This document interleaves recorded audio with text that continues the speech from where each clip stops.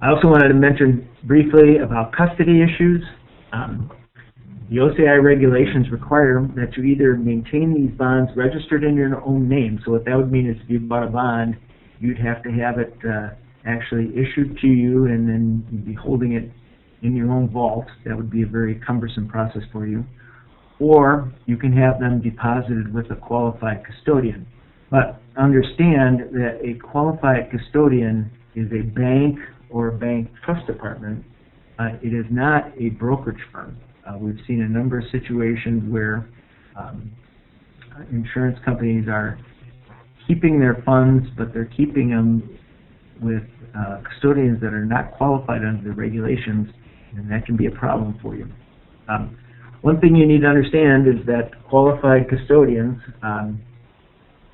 charges vary quite significantly. We just recently did a survey of custodian charges in this space, and we found prices that range all the way from 5 basis points with no transaction fees on the low end up to a fee of 25 basis points with some transaction charges on the high end. So, for example, if you've got a $2 million investment portfolio for your insurance company, on the low end, that's $1,000 a year, and on the high end, that's $5,000 a year, and then you got transaction charges on top of that. So a significant difference in the charges of custodians.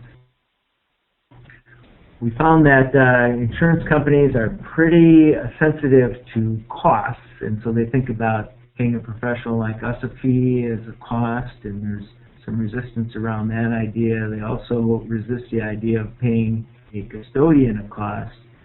But we like to encourage insurance companies to remember that it is not no cost for you to have to administer your own assets. You got things you got to take care of, like you got to process maturities, you got to figure out, what are you going to do on the reinvestment of that? You got to get the interest in. You got to make sure you're accounting for it and doing all those kinds of things. And those are all things that are automatically taken care of for you by a custodian.